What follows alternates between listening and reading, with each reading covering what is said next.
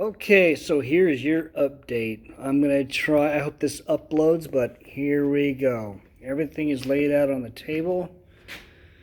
Now, I have everything on this table and sitting inside my house to basically get the buggy running. Let's start out with this Terminator XECU MSD 6EFI map sensor coil, but I'm actually going to use this coil, which will be mounted here. Get some spacers hardware, so this will be mounted using a spacer a little bit further up. This is one of the firewalls in the buggy. Okay, more resources. Going to start wiring this bad boy up. This is basically sitting on the bench. I made some connections and I had basically doing research, because according to this, these kits have nothing to do with a Jeep alternator. I love that tool. So more stuff. Here's a fuse box I don't know if I'm going to use. That's the radiator fan. That's the oil cooler fan. And a bunch of relays and everything. I'm sitting on all sorts of relays. Battery box, the battery tray for the Odyssey battery, which I'm not going to run. MSD crank position sensor. It's already been marked where the magnets are getting into, and I've marked it. I made my notes 105 degrees before top dead center is where the trigger is going to sit, and I have a trigger wheel, a degree wheel, which I'll get sent out, and this will get taken off. It's going to get sent out with the wheel, the degree wheel, and some special things, and it's going to get special. It's going to get eccentrically mounted. I don't have the tools to do that properly. We'll be here to the buggy. Let's get a wide view stance. It is sitting on coil springs, all four corners. 100 pounds per inch, starting with that. So as we build this up, it gets heavier and heavier and heavier. I've already wrote down the extended length before weight on my notes. So as it gets down, get my pounds per inch. Then we can figure that out. Wiring. Been working on there's a fuse panel. Switch panel. Steering with a little hanger. I'm going to finish that up. I replaced that front goofy looking little thing with an actual pillow block bearing now. So, and that's a solid shaft.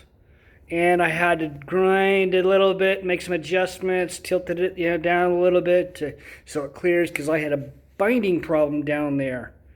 So I had to reduce that, so therefore I just tilted it. And that was enough.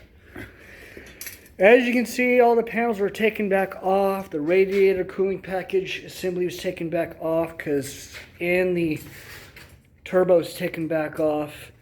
I'm going to run a temporary 2¼ inch exhaust system, bypassing the turbo just straight from here and out. I'm just going to get this engine running. Once I get the engine running, working with the ECU and all the ignition system, the buggy working, everything working, functioning, correct, then we'll step up and install the turbo. I have the little Terpski. Oh yeah, another shelf I haven't showed you. So here's more parts. There's another seat. There's the Terpski, small one. We're going to go with the bigger unit. That's a GT25. I think I'm going to go with the GT30. Just a bunch of parts laying back here. Bunch of parts. ARB pump for the rear ARB air locker. Look, I've got everything routed, connected, final welded. I've been actually finishing up loose ends as I've been working on this, making some changes as I'm going. Fuel system plumbed, secured. I did connect a 12-volt source off of a trigger straight from the battery, and I actually ran the fuel pump. With fuel. There's actual gasoline in here, and I primed the entire system, the fuel rail, even coming back. I disconnected from here the return line. Disconnected that return line, dumped it in a bucket to make sure I was getting 100%, the whole system. going. Everything is labeled, ran according to where they're going to be ran.